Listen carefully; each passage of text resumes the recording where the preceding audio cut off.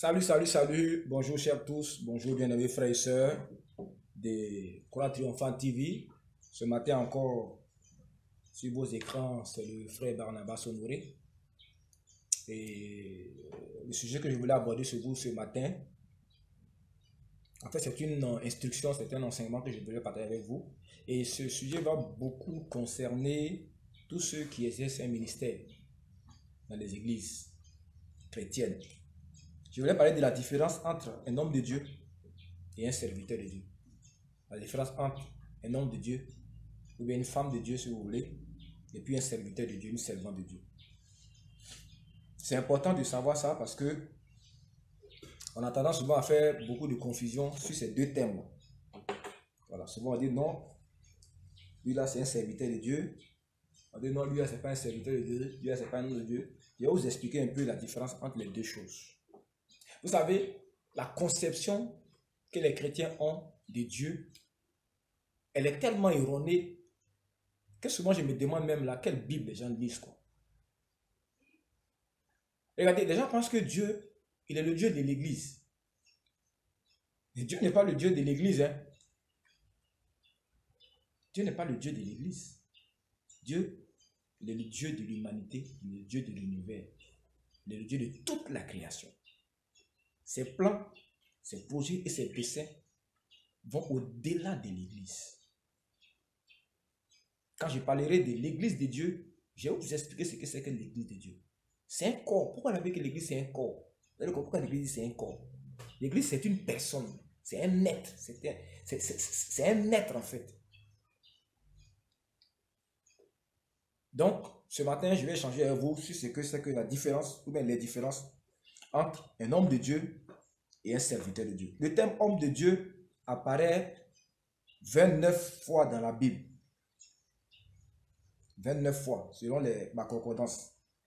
Et un homme de Dieu, c'est quoi? Un homme de Dieu, c'est quelqu'un qui a reçu un appel et un mandat de la part de Dieu pour exercer un ministère spirituel devant Dieu.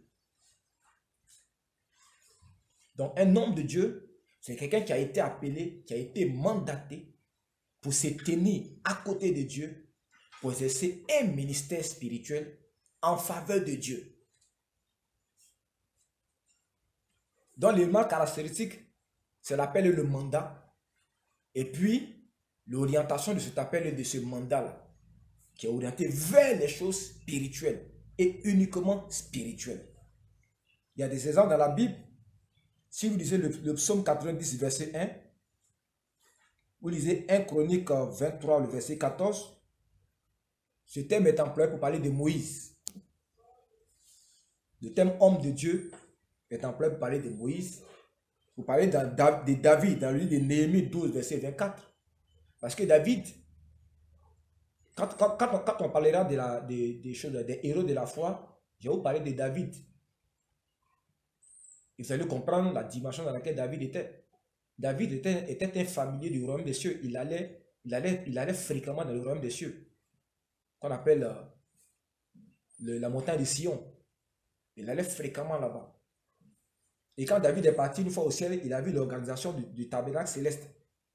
Et quand il est revenu, il a créé les 24 classes des Lévites. C'est le modèle des 24 vieillards dans le ciel, qui sont les ordres de la sacrificature de Melchizedek qu'il est venu reproduire sur terre. Parce que David était les prémices de l'église. On aura le temps de parler de ça quand on va arriver, quand on va parler de la foi et puis des héros de la foi, de l'image prophétique de David, de ce que David était par rapport à l'église. Donc David est appelé homme de Dieu. Ce terme aussi employé pour parler aussi d'Élie dans 2 Rois, verset 1, 2 Rois chapitre 1, verset 12. L'apôtre Paul utilise le même terme pour parler de Timothée comme un homme de Dieu dans 1 Timothée 6, verset 11. Le prophète Anan, qui était prophète au temps de Jérémie, il est aussi appelé homme de Dieu aussi, Jérémie 35, verset 4. Le prophète Shemaïa dans 2 Chroniques 11, verset 2. Et puis le prophète Samuel aussi dans 1 Samuel 9, verset 6. Et je voulais qu'à cet effet, on lise un passage dans le livre de Romains. J'ai noté ça ici, je ne sais pas qu'est-ce que Dieu Romains 11, le verset 29, voilà, qui dit, car Dieu ne se répand pas de ses dons et de son appel. En fait, Dieu le dit en rapport avec tous ceux qu'il a appelés comme des hommes de Dieu, qui ont la charge d'exercer un ministère spirituel. Et la Bible dit que Dieu, quand il appelle quelqu'un, il ne se répand pas de son appel et de ses dons. Je voulais ouvrir une parenthèse pour dire une chose. Sur cette chaîne, on aura l'occasion de dénoncer beaucoup de travers. Je crois qu'il y a des véritables serviteurs de Dieu qui ont reçu un don et qui ont reçu un appel de Dieu, mais qui ont corrompu leur voix. Dieu ne les a pas vomis. Dieu leur donne l'opportunité de se repentir.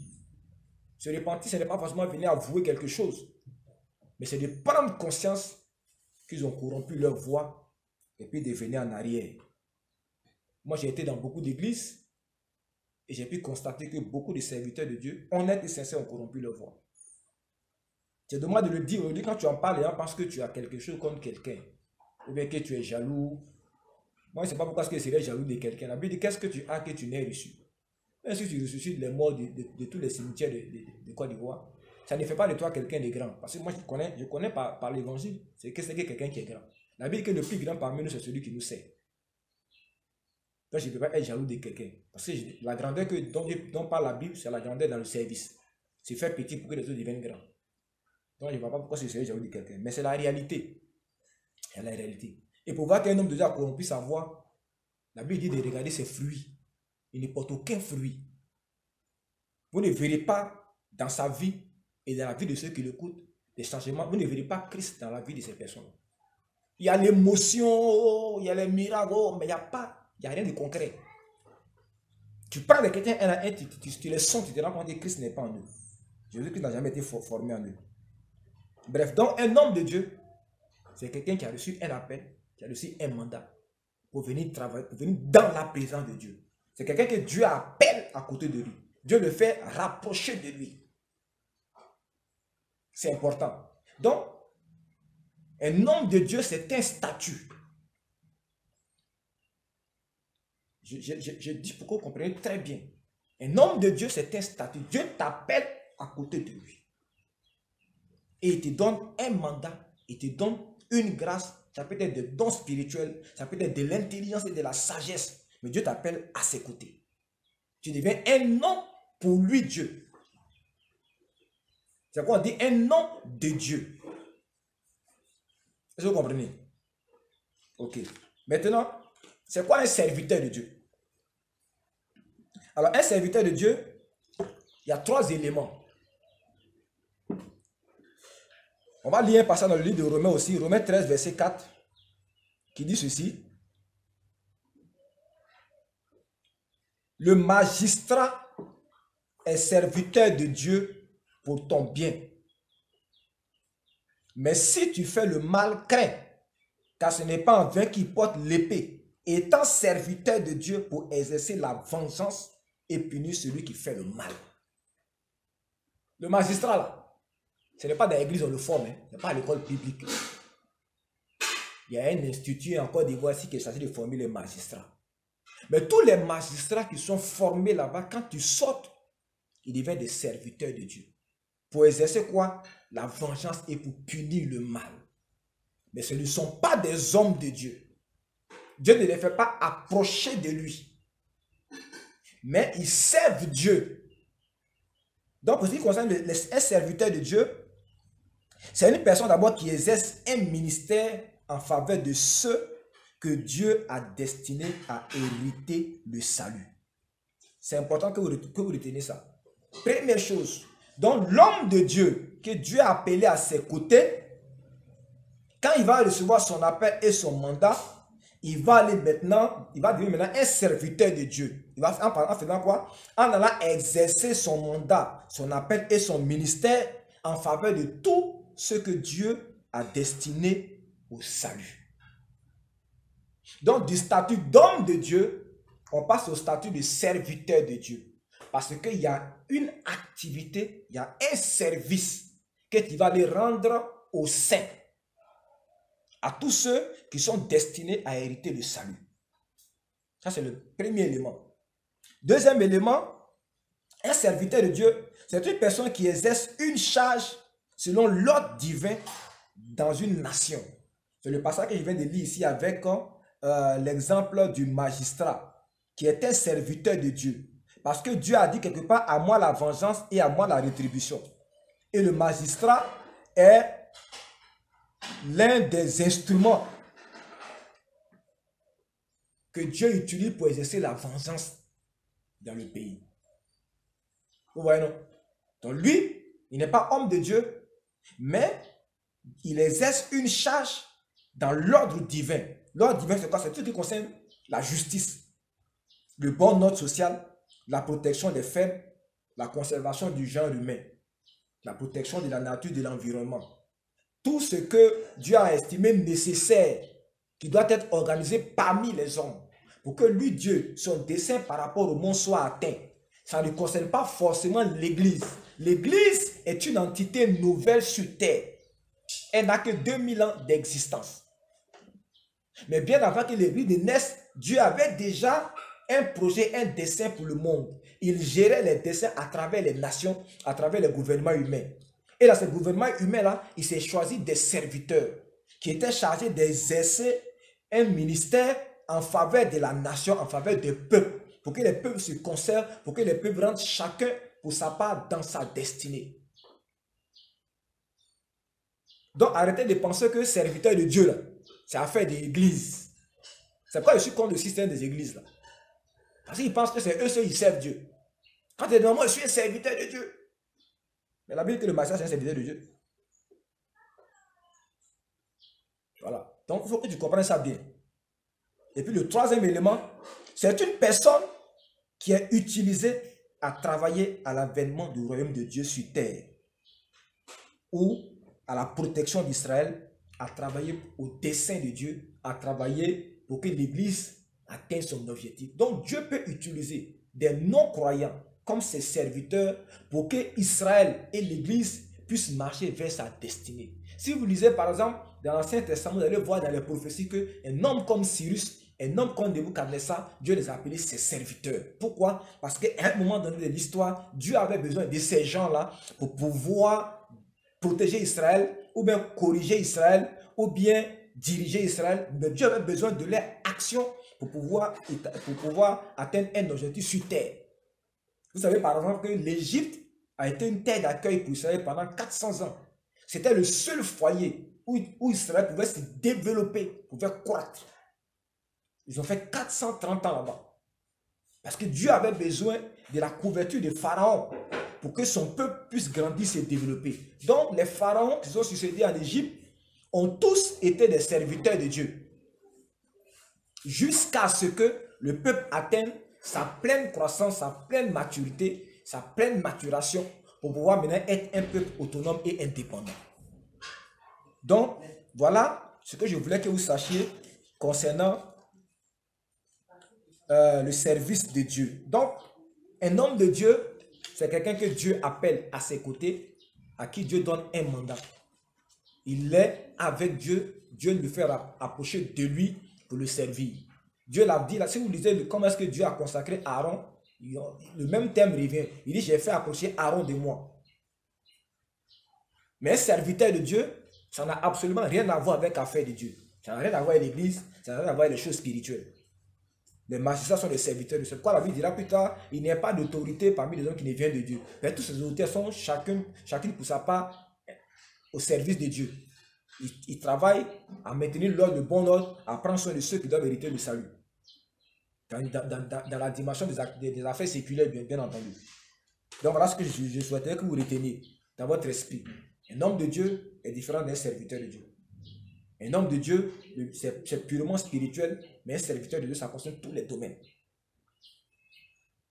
Ok. Maintenant, quelle est la différence entre un homme de Dieu et un serviteur de Dieu? Donc, je pense qu'on a déjà parlé de ça. On va aborder la troisième partie. Voilà. Maintenant, quels sont les différents niveaux de service en Christ pour les croyants? J'ai dit que un homme de Dieu, c'est le statut qu'il a, mais ce statut-là ne suffit pas. pour le valider. Pour le valider, il doit venir servir Dieu. Il doit passer du statut d'homme de Dieu à un autre statut qui est celui de l'activité en tant que serviteur de Dieu. C'est dans le service de Dieu qu'on va discerner l'importance des dons, l'importance des capacités qu'il a reçues. Est-ce que vous comprenez? C'est dans le service de Dieu. Et c'est là que beaucoup d'hommes se trompent. Je vais vous expliquer pourquoi. J'ai eu souvent à discuter avec des gens qui ne comprenaient pas que, par exemple, on contredise un fondateur, qu'on contredise un bishop, qu'on contredise un daddy. Et ils te disent, mais tu ne peux pas faire ça. C'est lui-là qui est loin de Dieu. L'onction de Dieu est sur lui. C'est le serviteur de Dieu. C'est le prophète de Dieu. Tu vois, il a tel don, il a tel don, il a tel don, il a tel don. Je dis, oui, je conviens qu'il a tous ces dons-là. Mais, retenez ça, hein. Un homme de Dieu, c'est un statut. Est-ce que vous comprenez? C'est un statut. Donc, nous tous, autant que nous sommes, si quelqu'un est un homme de Dieu, hein, nous avons le devoir et l'obligation de respecter et d'honorer son statut d'homme de Dieu. Mais quand cet homme de Dieu-là, hein, il vient dans le service de Dieu, en ce moment-là, en plus de son statut, il y a les actes qu'il pose. Il y a ses œuvres et puis il y a le fruit de ses œuvres. Donc, tout chrétien a le devoir de critiquer les actes, d'analyser, d'interroger les fruits que produit le ministère d'un homme de Dieu. On ne s'en prend pas à son statut. Je vais vous expliquer ça par un exemple. Mais on interroge, on essaie d'exercer notre devoir de discernement. On éprouve son statut là à partir de ce que produit le don et le mandat qu'il a reçu. Je vais prendre un exemple. Vous avez vu souvent dans les défilés en Côte d'Ivoire ici, il y a une force qu'on appelle les forces spéciales. Quand ils défilent, on les voit avec tout leur armement.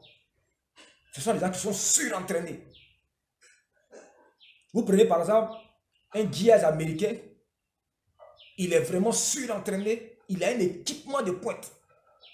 Il a une Kalachnikov, il a des grenades, il a des jumelles avec des visées nocturnes, il peut voir la nuit. Il a un couteau, il a un PA. En tout cas, il a tout. Il a même son vêtement est climatisé. En tout cas, il est vraiment équipé. Quand tu le vois, c'est toute une armée lui seul. Ça, c'est le statut.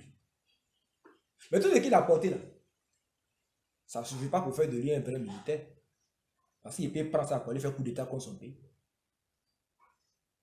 Il peut prendre tout ce matériel, hein, pour essayer, pour escroquer les gens. Il peut être surentraîné. Et puis quand le pays a besoin de lui pour aller se battre, il peut simuler une maladie pour ne pas aller risquer sa vie. Donc il a tout cet équipement là. Ça c'est son statut. Mais quand on doit le mettre en service, on se rend compte qu'il n'est pas honnête avec son statut. Donc un homme de Dieu peut être malhonnête quand il est en service. Dieu l'a appelé, Dieu l'a mandaté. Mais dans le service qu'il doit rendre maintenant à la communauté chrétienne, il peut être malhonnête. Donc nous, on a le devoir de juger ce qu'il prêche, de juger ses œuvres, de juger les fruits qu'il porte et de juger l'esprit par lequel il travaille, de discerner ça. C'est notre responsabilité. Et quand on le fait, on n'est pas en train de violer le statut de quelqu'un, on est en train de mettre en pratique la parole de Dieu. La Bible dit d'éprouver tout esprit.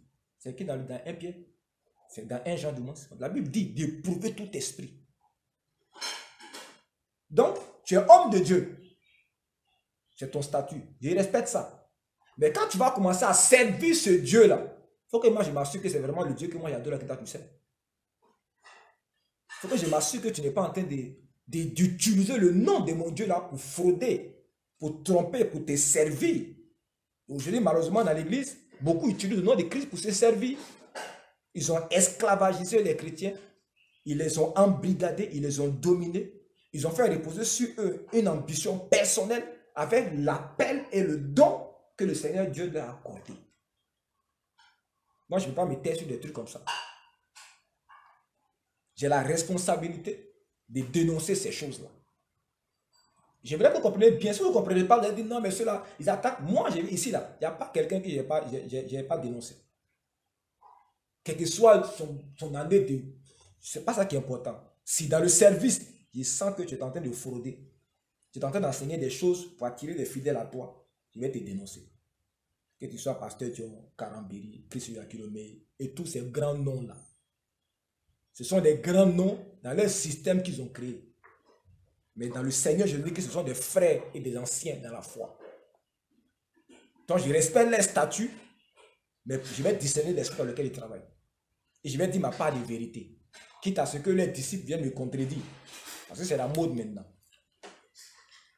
Donc, chers amis, voilà ce que je voulais dire. Donc, quels sont les niveaux de service de Dieu? J'ai dit qu'un homme de Dieu, il doit venir servir Dieu.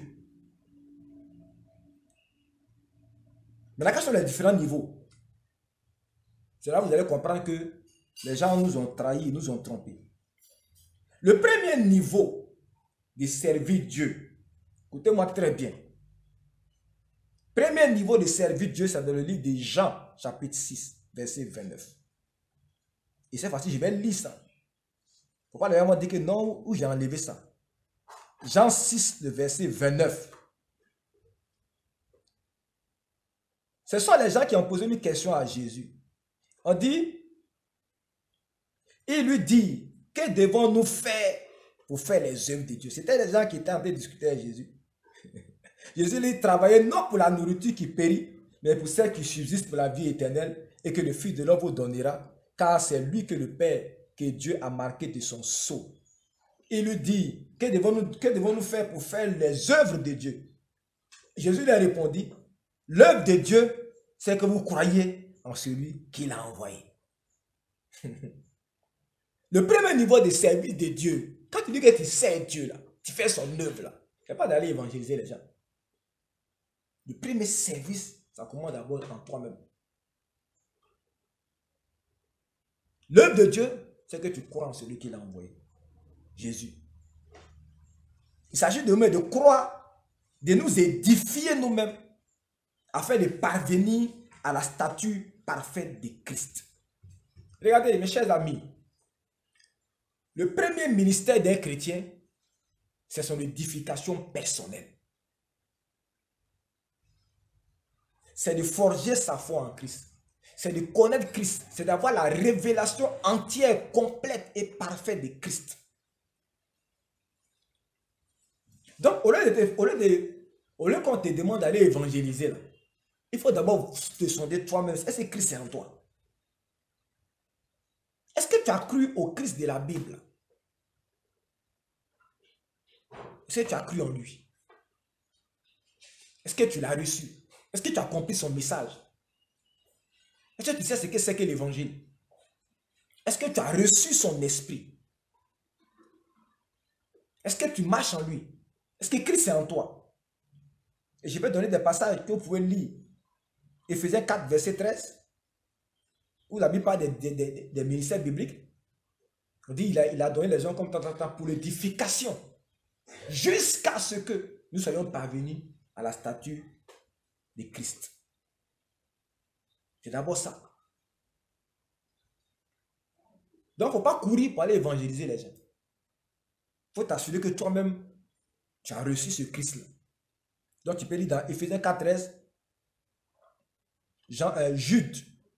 Et ça, je veux qu'on dise le passage de Jude là, parce que là, c'est un très bon passage. Jude, c'est un seul chapitre. Hein. Jude, le verset 20. Jude 1, le verset 20. Voilà ce que dit Jude. Il semble que c'était l'un des frères du Seigneur Jésus, son frère biologique. Pour vous, bien-aimés, vous édifiant vous-même sur votre sainte foi et priant par le Saint-Esprit. Maintenez-vous dans l'amour de Dieu en attendant la miséricorde de notre Seigneur Jésus-Christ pour la vie éternelle. Et c'est après ça, maintenant, il va ajouter, reprenez les uns ceux qui contestent, sauvez-en d'autres en les arrachant du feu. Donc, d'abord, c'est nous-mêmes. Et l'apôtre Paul aussi a dit la même chose à Timothée, son fils, sinon son enfant en Christ. Parce que le terme fils spirituel, là, ce n'est pas biblique. Ça n'existe pas dans la Bible. Un homme de Dieu, il a des enfants en Christ. Il n'a pas de fils en Christ. Voilà ce que Paul dit à Timothée. Il dit, veille sur toi-même et sur ton enseignement. Persévère dans ces choses. Car en agissant ainsi, tu te sauveras toi-même. Et tu sauveras ceux qui t'écoutent. Donc, la première démarche dans le service de Dieu, c'est de te sauver toi-même. C'est pourquoi je suis contre le fait et je condamne avec la dernière énergie. Les églises où les gens viennent, après il est rentré dans l'église, il a 1 mois de conversion. On n'est même pas certain qu'il a accepté Jésus-Christ. On lui confie des responsabilités. C'est-à-dire que les églises sont devenues vraiment des milieux vraiment tordus, quoi. On est préoccupé de ce que de l'exploitation qu'on peut faire de quelqu'un. Tout ce qu'on peut tirer de lui, c'est ça qui nous préoccupe. La vie même de la personne qui est venue là, ça ne t'intéresse pas. Le monsieur est venu, ça fait 3 mois. Tu dis il est prophète. Tu donnes les révélations qu'il est prophète, qu'il est évangéliste. Lui-même là, il ne connaît même pas encore l'évangile. Jésus là, il ne l'a pas encore bien reçu. Il est venu, il a 3 mois de conversion. Tu le nommes diacre. Parce qu'il a beaucoup d'argent, il va t'aider. Et on ne laisse même pas les gens devenir mûrs. Ce que vous faites là, c'est ce que certains de nos parents font quand ils donnent à 12 ans leurs enfants en mariage. C'est-à-dire que la fille n'a même pas encore atteint l'âge nubile, l'âge de devenir femme, que déjà tu la mets dans les bras de quelqu'un. C'est la même chose que vous faites. C'est une forme de pédophilie spirituelle. C'est-à-dire que vous ne laissez même pas les gens connaître Christ et grandir en lui. Vous les prenez, vous leur donnez des responsabilités.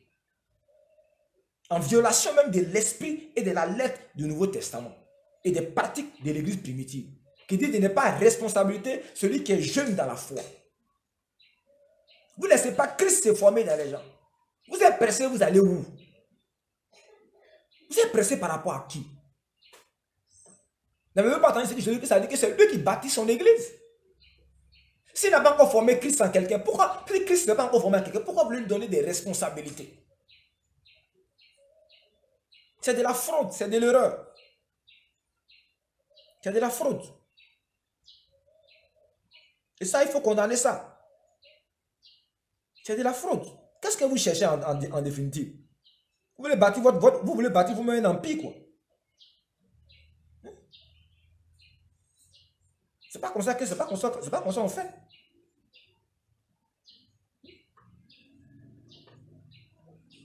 Donc, bien aimé, la première chose dans le service de Dieu, la première étape, c'est de croire en celui que Jésus-Christ a envoyé.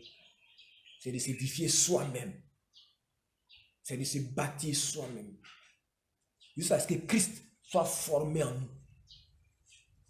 Parce que c'est ce Christ formé en toi. C'est lui que tu es capable de transmettre à d'autres personnes. La transmission de l'évangile, ce n'est pas une affaire d'intellectualisme. C'est une affaire de vie. C'est le cœur qui répond au cœur. C'est quand Christ est en toi que tu peux le donner. Et le Christ théorique que tu as écouté, là, quand tu as enseigné dans ton église, là, il ne peut pas sauver quelqu'un. J'ai une vidéo sur le faux Christ des églises chrétiennes qui sera bientôt en ligne. Le deuxième niveau de service, quand tu es un homme de Dieu, on va ajouter femme de Dieu, et que tu dis que tu as reçu l'appel, le ministère, tu as reçu les dons charismatiques et tout ça, tu vois dans le spirituel, c'est très bon. Mais en fait, ça ne te qualifie à rien. Ça ne signifie pas grand-chose. Ça ne signifie pas grand-chose. C'est dans le service qu'on va voir ce que vaut tes dons. Sinon, ce que valent tes dons, ce que vaut ton appel et ce que valent tes dons. Il y a malheureusement des gens qui aiment faire beaucoup de tapage autour de leurs dons spirituels. Je me demande souvent pourquoi est-ce qu'ils font ce tapage-là. La Bible dit, qu'est-ce que tu as que tu n'as reçu? Et si tu l'as reçu, pourquoi est-ce que tu t'en glorifies? Ne voyez-vous pas la parabole du figuier qui a été maudit par Jésus? Vous ne voyez pas l'enseignement de Jésus dans le figuier là? La Bible dit que ce n'était pas la saison des figues. Mais ce figuier là, son feuillage était vert. C'est-à-dire que ce figuier a reçu anormalement une sève que les autres figuiers de son temps n'avaient pas, parce que ce n'était pas la saison des figues. Donc logiquement, ce figuier là devait produire des figues. Mais malgré toute cette sève que ce figuier là avait, il n'a rien produit. C'est pour ça que Jésus l'a maudit. Ce figuier, c'est le symbole de tous ceux qui disent qu'ils ont des dons, ils ont des charismes, ils ont la puissance de Dieu. Et qu'ils ne sont pas capables de produire un seul fruit pour la bénédiction du corps de Christ.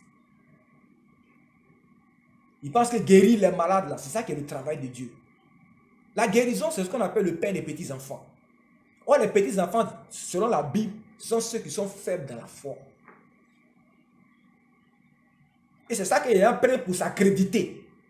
Le pain des petits-enfants, là, c'est la guérison, là, c'est la nourriture des bébés en Christ. Est-ce que vous comprenez? C'est Jésus même qui l'a dit, c'est le pain des petits-enfants. Il a dit à la femme sur le Phénicien, il n'est pas bon de donner le pain des petits-enfants aux chiens. Il parlait de la guérison divine. La guérison divine, c'est le CP1 de la vie chrétienne. Le vrai challenge, c'est former Christ dans le cœur des gens. Puis qu'ils soient capables d'être des tabernacles vivants, d'être à un seul des temples vivants et de transporter la présence de Dieu partout où ils vont. Voilà le challenge de l'église. Ce n'est pas guérir les malades. La guérison des malades, depuis le commencement de l'humanité, Dieu guérissait les malades. Les prophètes guérissaient les malades. La Bible dit qu'en Israël, il y avait une piscine comme la piscine de Bethesda. C'était quelque part là-bas, au milieu des pharisiens, des hypocrites, des gens qui Jésus-Christ a blâmé. Il y avait une piscine. Tous ceux qui descendaient dans cette piscine, lorsqu'un ange avait remué l'eau, ils étaient guéris, quelle que soit la maladie. C'est qu'au temps même de l'obscurité des ténèbres en Israël, Dieu guérissait les malades. Donc, comment toi, tu peux considérer que la guérison des malades, c'est un signe qui te qualifie? Et vous prenez ça, vous embrouillez Abidjan, vous mystifiez vos chrétiens, vous les faites croire que vous avez quelque chose alors que vous n'avez rien du tout. Lisez vos Bibles, les guérisons s'opéraient parmi les païens. Il n'y avait pas de programme de guérison dans les églises chrétiennes dans le Nouveau Testament. C'était parmi les païens. Des gens qui ne connaissent pas Dieu, qui sont des enfants. C'est vers eux là-bas que Dieu opérait les miracles et les guérisons parce qu'ils avaient besoin de ça pour pouvoir se tourner vers Dieu. Mais pour nous qui sommes dans la foi, nous avons besoin de la semence de Dieu. Nous avons besoin de la révélation de Jésus-Christ pour que Christ soit formé en nous et que nous devenions chacun pour sa part des temples vivants. Des gens qui peuvent transporter Christ et changer la vie des gens, changer la vie des nations. Le pays est rempli d'églises, il n'y a aucun impact. Le pays est rempli de guérisseurs. Le pays est rempli de prophètes, il n'y a aucun impact. La sorcellerie, la franc-maçonnerie, les sacrifices humains se sont développés. Le broutage, le vol, l'escroquerie ont rempli la Côte d'Ivoire. Et vous prétendez être des serviteurs de Dieu mandatés? Vous faites quoi de votre mandat? On vous attend dans le service. Venez nous révéler ce Christ qui est en vous là.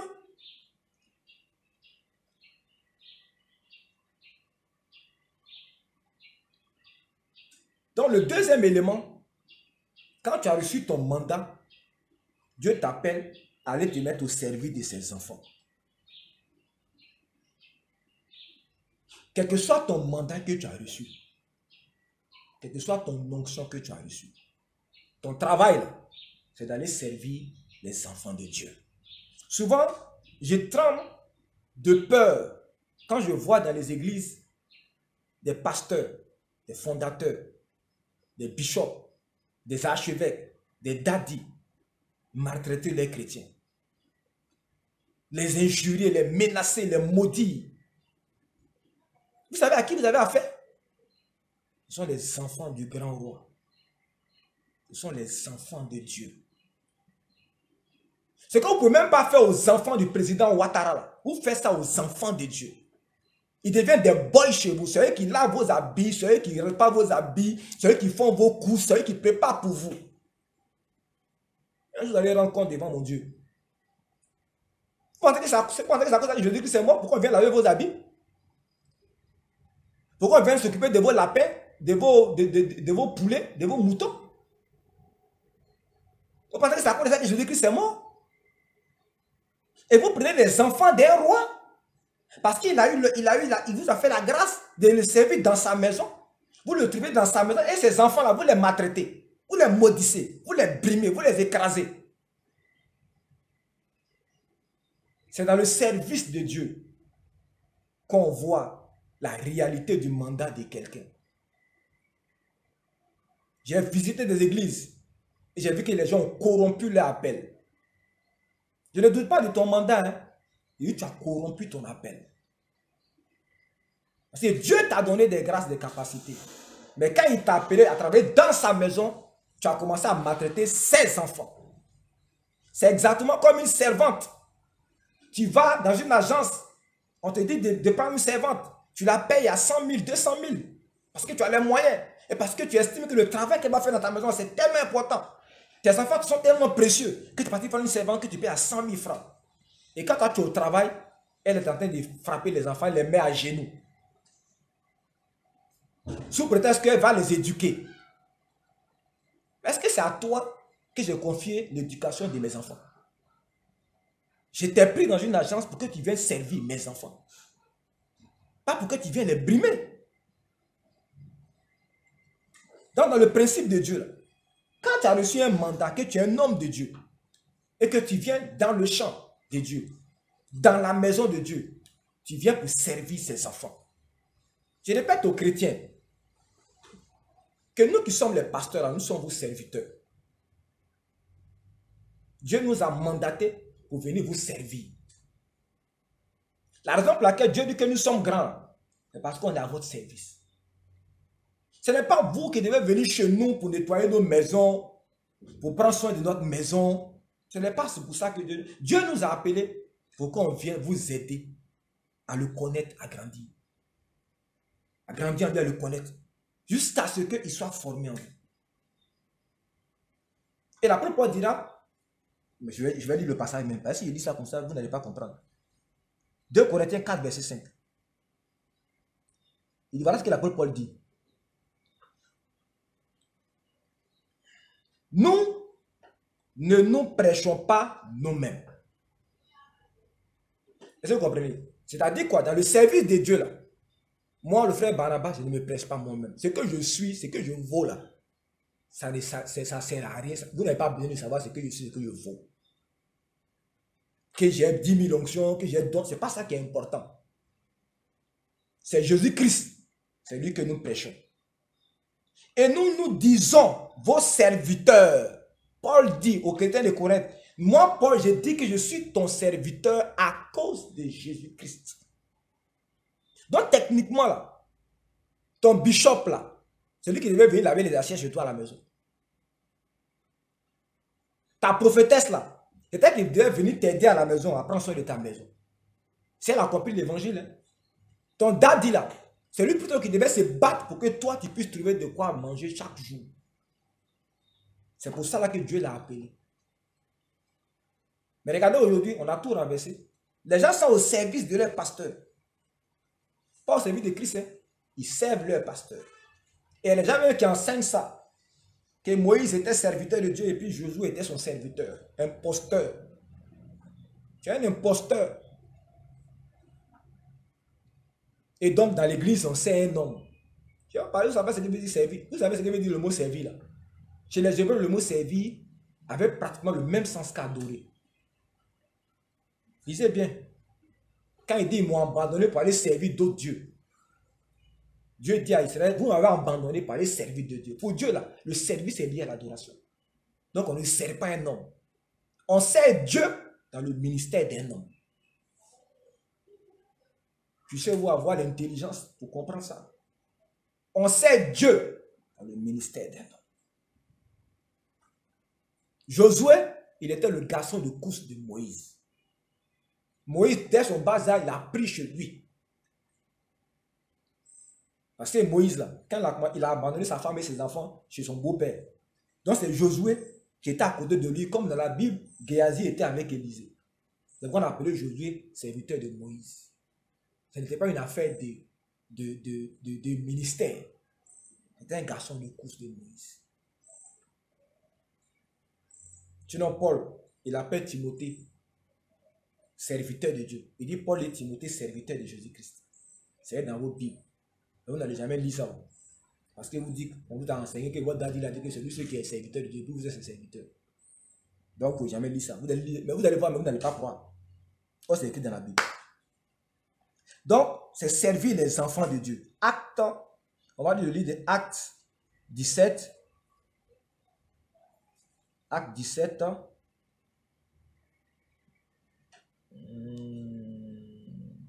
Acte 17.